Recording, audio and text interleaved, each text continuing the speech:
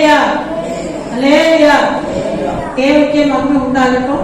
இந்த நாள்ல ஆண்டவர் உங்களுக்காக தந்த வேத பகுதியை, வேத வசனம் உங்க மத்தியில சொல்றதுக்கு ஆண்டவரே எனக்கு ஏவின வேத வசனங்கள் உங்க எல்லாருமே தெரிஞ்ச வசனங்கள் தான். சங்கீதம் 2ஆம் அதிகாரத்தை நான் வாசிக்க போறேன். அதிகாரங்களே சங்கீதனாலே பாட்டுங்கிறது அர்த்தம். தாவீது எழுதினது சங்கீதம் 2. நான் வைக்க வாசிக்கலையா, தெளிவா வாசிக்கலையா, நான் வாசிக்கிறேன்.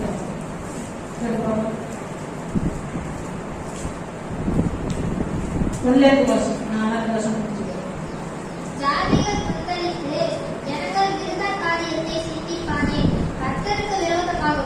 அவர் அபிஷேகம் பண்ணினவருக்கு விரோதமாகவும் பூமியின் ராஜாக்கள் எழுப்பி நின்று அதிகாரிகள் ஏகமாய் ஆலோசனை பண்ணி அவர்கள் கட்டுகளை அறுத்து அவர்கள் கயிறுகளை நம்மை விட்டு எரிந்து போடுவோம் என்கிறார்கள்.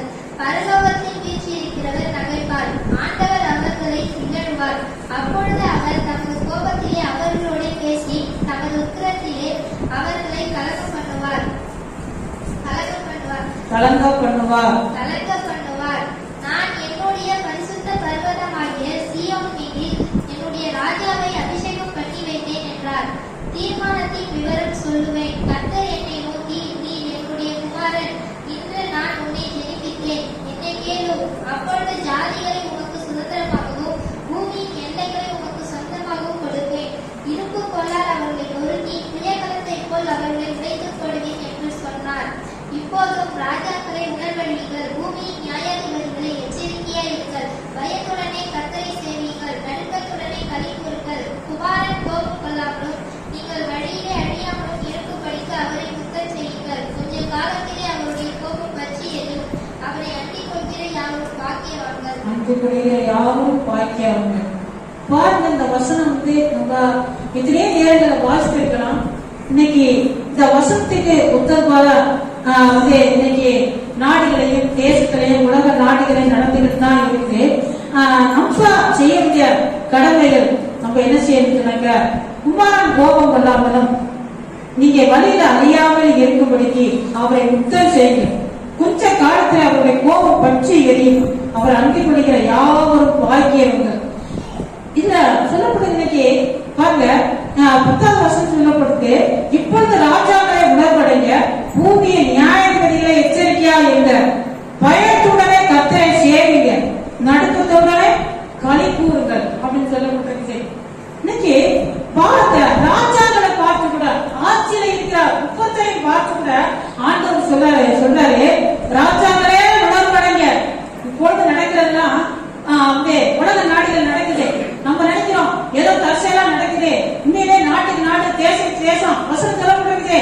ஆண்டோட வருகையின் காலத்துல ஆண்டவரே வரப்பார கொஞ்ச காலத்துல சொல்லப்பட்ட யுத்தங்களுடைய செய்திகளை நீங்க கேள்விப்படுறீர்கள் வசனம் சொல்லப்பட்டிருக்குது. இன்னைக்கு நம்ம அப்பதான் கேள்விப்பட்டுக்கிட்டே இருக்கிறோம். அடுத்த நாடுகளை, வெளிநாடுகளை இஸ்ரேல் நாடுகள் பாசுகிறாங்க சொல்ல சில நாடுகள் சொன்னாங்க, கேட்டீங்களா இல்லையா? இப்ப அந்த நாடுகள் என்ன செய்யுது, யுத்தம் நடக்குது. இப்படி அங்கே யுத்தம் நடக்குது, அங்கே என்ன நடக்குதுன்னு சொல்லி நம்ம மௌனமா இருக்கக்கூடாது. நம்ம தேசத்துல யுத்தங்கள் வரும். அப்ப இப்படிப்பட்ட யுத்தங்கள், சண்டைகள் எல்லாம் கிளம்புறதுக்கு முன்பாக நம்ம என்ன செய்யணும்னு சொன்னாங்க, ஆண்டவர் வருவாரு. இப்ப இந்த யுத்தங்கள்லாம் நடக்கும், அது முன்பாக ஆண்டவருடைய வருகையும் இருக்கும். எந்த நேரத்துல எப்ப இருக்கும்னு சொல்ல தெரியாது. ஆனா ஆண்டவர் வரும்பொழுது நம்ம அவருடைய வருகையில போறதுக்காக நம்ம என்ன செய்யணும், பயத்தோட கர்த்தர் தான் தெய்வத்தை அறிய வேண்டும். கர்த்தர் வரப்போறார்கள் நம்ம அறிந்தவர்களா இருந்து நம்ம என்ன செய்யணும், பயத்துடனே கர்த்தரை சேவிக்கணும். சேவிக்க நடுக்கத்துடனே களி கூறணும். நீங்க தேவ பிள்ளைங்களுக்கே பயம் இல்லை. ஆண்டவரை குறித்து பயம். இன்னைக்கு தேவ பிள்ளைங்களே, ஆண்டவரை அறிந்த பிள்ளைங்களே, ஞானசனம் எடுத்த பிள்ளைங்களே, பரிசுத்தாவின் அபிஷேகம் பெற்ற பிள்ளைங்களுக்குள்ளே அந்த தேவ பயங்கிறதே கொஞ்சம் கூட இல்லை. பிள்ளைங்க அவங்களை பார்த்து முறைக்கிறது சொல்லிட்டாங்க, இவங்கதான் என்ன திட்டுறாங்க பேசுறாங்க அப்படிங்கிறது ஊழியக்காரங்களை, சபையை நடத்துறவங்களை, வசனம் சொல்றவங்களை முறைக்கிற. ஏன் வசந்த முறைகளை பார்க்கலாம், ஏன் சொல்லியிருக்கிறேன் நான் ஆண்டவரை, நாங்கெல்லாம் நம்ம இப்படிதான் வாழுவோம் அப்படின்னு சொல்லிக்கிற பார்க்கலாம். வசனம் பார்த்து சொல்லுங்கிற சொல்ல முடியாது. பயத்துடனே கர்த்தரை சேருங்கள், நடுக்கத்துடனே களி கூறுங்கள். குமாரன் கோபம் கொள்ளாமலும் நீங்க வழியில அழியாமல் இருக்கும்படிக்கு அவரை முத்தம் செய்யுங்க. நீங்க எத்தனை பேர் முத்தம் செய்யறீங்க? முத்தம் செய்யாத என்ன, அவர் முத்தம் செய்யும்போது அவர்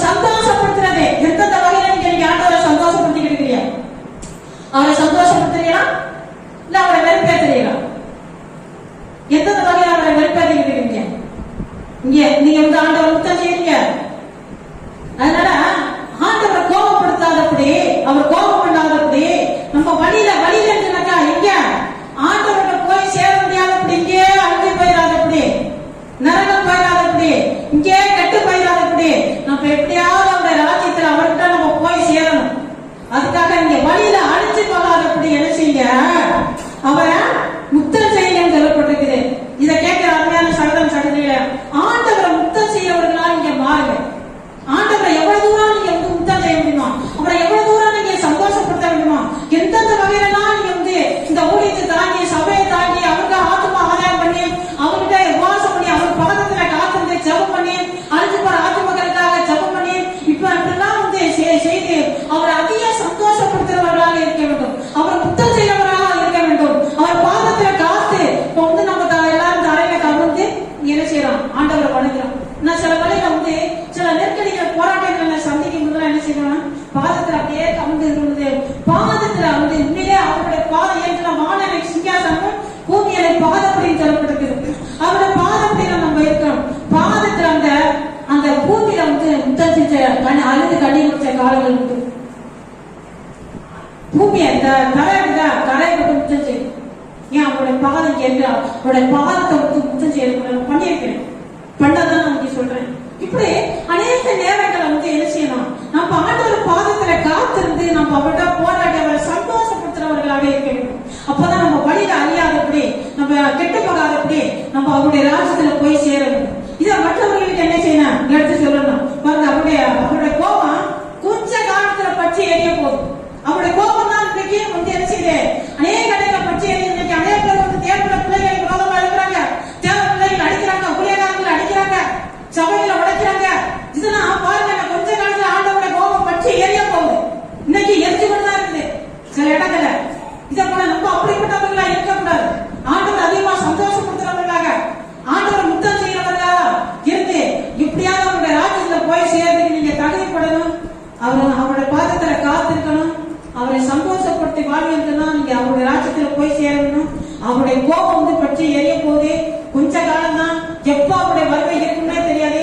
ஜீவனுடைய தேவன் வந்து தேவாதி தேவன் ஏசப்பா தான் வந்து அவர்தான் குமாரனாக நம்மளை மீட்டுக் கொள்றதுக்காக அந்த உலகத்துல வந்தாரு. நமக்காக ஜீவன் கொடுத்தாரு. என்ன செய்தாரு, நம்மள பாவத்துல இருந்து சாபத்துல இருந்து எல்லா அக்கிரமத்துல இருந்து மீட்டுக் கொண்டாரு. அவருடைய ராஜ்யத்தை கொண்டு போறதுக்கு வரப்போறாரு. நீங்க நம்மளுடைய ராஜ்யத்தில் போய் சேர்ந்து சாதாரண ஏதோ இன்னைக்கு